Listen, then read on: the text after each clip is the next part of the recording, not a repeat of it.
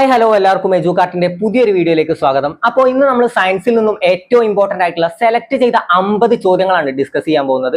അപ്പോൾ നമുക്ക് നേരെ വീഡിയോയിലേക്ക് കിടക്കാം. അതിനു മുമ്പ് ഒരു കാര്യം, ഈ വീഡിയോ കണ്ടിട്ട് ഉപകാരപ്പെടുക എന്ന് തോന്നുകയാണെങ്കിൽ മാത്രം, അല്ലെങ്കിൽ ഈ ചാനൽ കൊണ്ട് പിന്നീട് നമുക്ക് ഉപകാരം ഉണ്ടാവുമെന്ന് തോന്നുകയാണെങ്കിൽ മാത്രം ചാനൽ ഒന്ന് സബ്സ്ക്രൈബ് ചെയ്യുക. അതുപോലെ തന്നെ നിങ്ങളുടെ അഭിപ്രായങ്ങൾ കമന്റായി രേഖപ്പെടുത്തുക.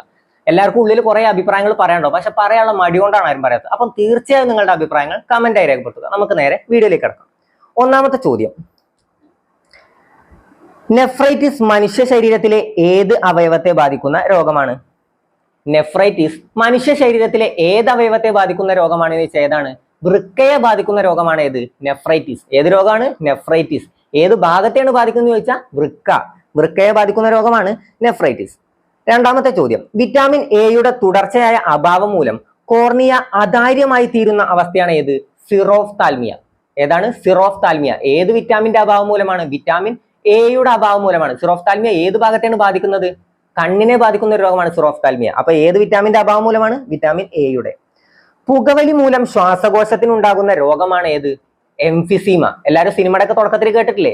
എംഫിസീമ. അപ്പൊ പുകവലി മൂലം ശ്വാസകോശത്തിന് ഉണ്ടാകുന്ന രോഗമാണ് ഏത്? എംഫിസീമ. ഇനി നാലാമത്തെ ചോദ്യം, ലോക പ്രമേഹ ദിനമായി ആചരിക്കുന്നത് എന്നാണ്? നവംബർ 14-നാണ്. അന്ന് വേറെന്തോ ഒരു ദിനം കൂടി ഇല്ലേ? എന്താണ്? ശിശുദിനം അന്നാണ്. അപ്പൊ അങ്ങനെ കണക്ട് ചെയ്താൽ മതി. പ്രമേഹ ദിനവും ശിശുദിനം ഒന്നാന്ന് അറിഞ്ഞു വെച്ചാൽ മതി.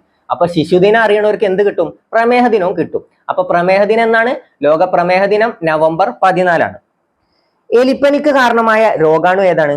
എലിപ്പനിക്ക് കാരണമായ രോഗാണു ഏതാന്ന് ചോദിച്ചാൽ ബാക്ടീരിയയാണ്. ഏതാണ്? ബാക്ടീരിയ. അപ്പൊ എലിപ്പനിക്ക് കാരണമായ രോഗാണു ഏതാണ്? ബാക്ടീരിയ.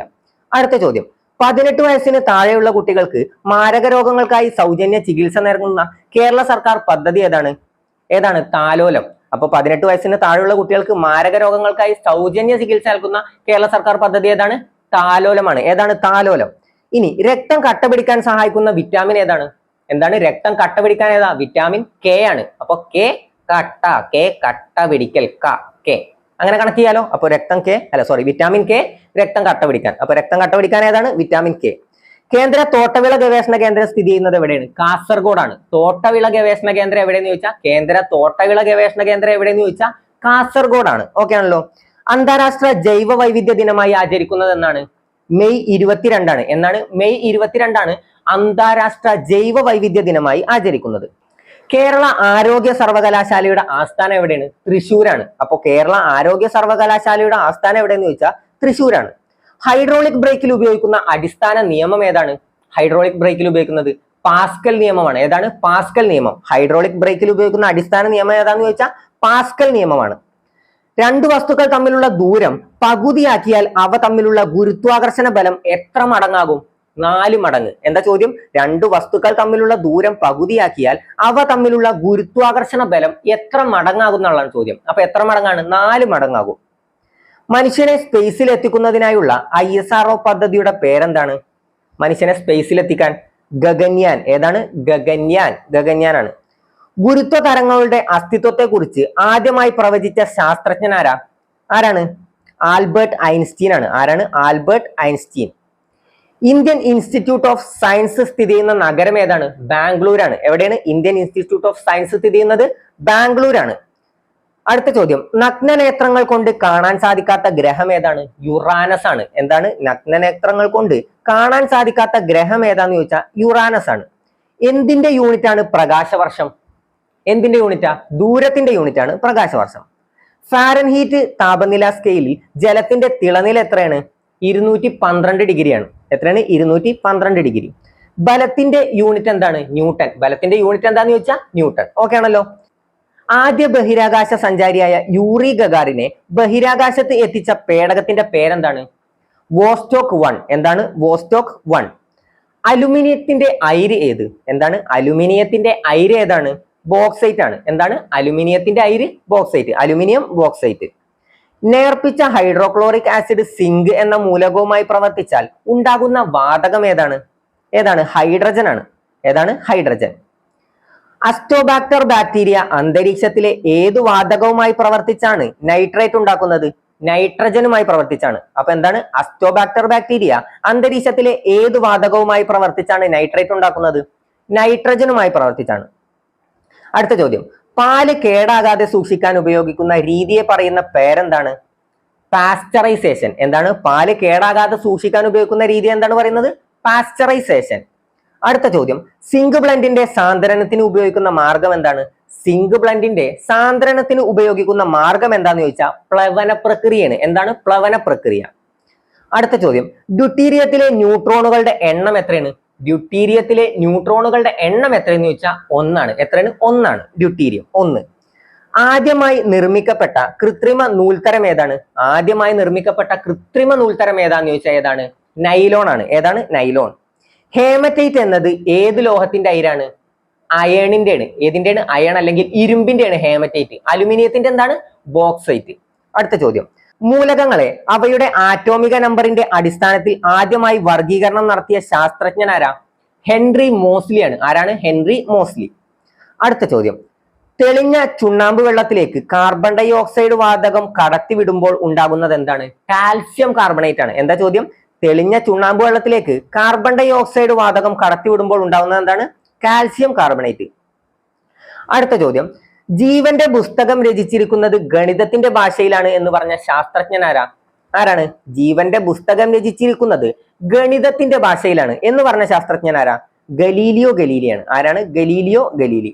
ഇന്ത്യയിലെ ആദ്യത്തെ ബയോളജിക്കൽ പാർക്ക് ഏതാണ്? ഇന്ത്യയിലെ ആദ്യത്തെ ബയോളജിക്കൽ പാർക്ക് അഗസ്ത്യാർകൂടമാണ്. ഏതാണ്? അഗസ്ത്യാർകൂടം. സമ്പർക്ക പ്രക്രിയയിൽ ഉപയോഗിക്കുന്ന ഉൽപ്രേരകം ഏതാണ്? സമ്പർക്ക പ്രക്രിയയിൽ ഉപയോഗിക്കുന്ന ഉൽപ്രേരകം ഏതാന്ന് ചോദിച്ചാൽ വനേഡിയം പെന്റോക്സൈഡ് ആണ്. ഏതാണ്? Vanadium pentoxide. ഇലക്ട്രോൺ ചാർജിന്റെ മൂല്യം കണ്ടുപിടിച്ച ശാസ്ത്രജ്ഞൻ ആരാണ്? മില്ലിഗൻ ആണ്. എന്താണ്? ഇലക്ട്രോൺ ചാർജിന്റെ മൂല്യം കണ്ടുപിടിച്ചത് ആരാ? മില്ലിഗൻ ആണ്.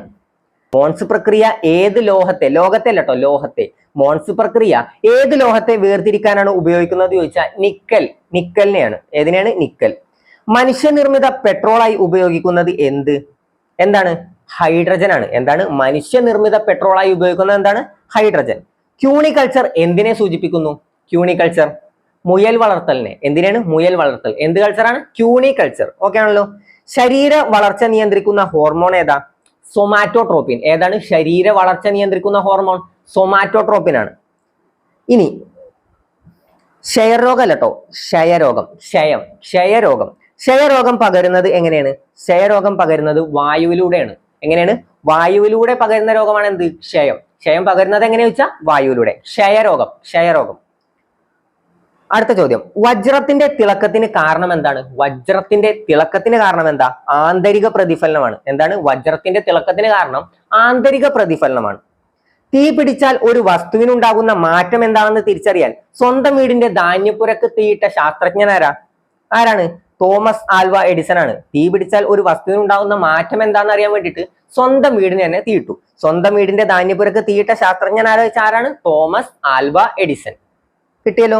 വിറ്റാമിൻ ഡിയുടെ അഭാവം മൂലമുണ്ടാകുന്ന അപര്യാപ്തത രോഗം എന്താണ്? റിക്കറ്റ്സ് ആണ്. റിക്കറ്റ്സ് അഥവാ കണ. എന്താണ്? റിക്കറ്റ്സ്. വിറ്റാമിൻ ഡിയുടെ അഭാവം മൂലം. ആദ്യത്തെ വാക്സിൻ കണ്ടുപിടിച്ചത് ആരാണ്? ആദ്യത്തെ വാക്സിൻ ആരാ കണ്ടുപിടിച്ചത്? എഡ്വേർഡ് ജെന്നർ ആണ്. ആരാണ്? Edward Jenner. ശരീരത്തിലെ ഏത് അവയവത്തെയാണ് എക്സിമ ബാധിക്കുന്നത്? ഏത് അവയവത്തെയാണ്? ത്വക്കിനെ ബാധിക്കുന്ന രോഗമാണ്. ത്വക്ക് അല്ലെങ്കിൽ തൊലിയെ ബാധിക്കുന്ന രോഗമാണ് എന്ത്? എക്സിമ. എന്താണ്? എക്സിമ. ഏത് വിളയുടെ അത്യുൽപാദന ശേഷിയുള്ള ഇനമാണ് പന്നിയൂർ 1? ഏതാണ്? കുരുമുളക്. ഏതിനാണ്? കുരുമുളക്. അടുത്ത ചോദ്യം, കവുങ്ങിനെ ബാധിക്കുന്ന മഹാളി രോഗത്തിന്റെ രോഗകാരി ഏത്? ഫംഗസ് ആണ്. കവുങ്ങിനെ ബാധിക്കുന്ന മഹാളി എന്ന രോഗത്തിന്റെ രോഗകാരി ഏതാന്ന് ചോദിച്ചാൽ ഫംഗസ് ആണ്. ഓക്കെ ആണല്ലോ. തലച്ചോറിനെയും സുഷുമ്നയെയും ആവരണം ചെയ്ത് കാണുന്ന സ്ഥലം ഏതാണ്? മെനിഞ്ചസ്. എന്താണ്? തലച്ചോറിനെയും സുഷുമ്നയെയും ആവരണം ചെയ്ത് കാണുന്ന സ്ഥലമാണ് മെനിഞ്ചസ്. ലോക ആരോഗ്യ ദിനമായി ആചരിക്കുന്നത് എന്താണ്? ഏപ്രിൽ 7 എന്നാണ് ലോക ആരോഗ്യ ദിനമായി ആചരിക്കുന്നത് എന്നാന്ന് ചോദിച്ചാൽ ഏപ്രിൽ 7. ഭൂവൽക്കത്തിൽ ഏറ്റവും കൂടുതലായി കാണപ്പെടുന്ന മൂലകം ഏതാണ്? ഭൂവൽക്കത്തിൽ ഏറ്റവും കൂടുതലായി കാണപ്പെടുന്ന മൂലകം ഏതാന്ന് ചോദിച്ചാൽ ഓക്സിജൻ. ഏതാണ്? ഓക്സിജൻ. ആദ്യത്തെ കൃത്രിമ പ്ലാസ്റ്റിക് ഏതാണ്? കൃത്രിമ പ്ലാസ്റ്റിക്? ബേക്കലൈറ്റ് ആണ്. ഏതാണ്? ബേക്കലൈറ്റ്. അപ്പോൾ ആദ്യത്തെ കൃത്രിമ പ്ലാസ്റ്റിക് ഏതാന്ന് ചോദിച്ചാൽ ബേക്കലൈറ്റ് ആണ്. അപ്പോൾ ഇത്രയും ചോദ്യങ്ങളാണ് നമ്മൾ ഇന്ന് ഡിസ്കസ് ചെയ്യുന്നത്. അപ്പോൾ കൂടുതൽ വീഡിയോസിനായി ചാനൽ സബ്സ്ക്രൈബ് ചെയ്യുക. നിങ്ങളുടെ അഭിപ്രായങ്ങൾ തീർച്ചയായും കമന്റായി രേഖപ്പെടുത്തുക. താങ്ക്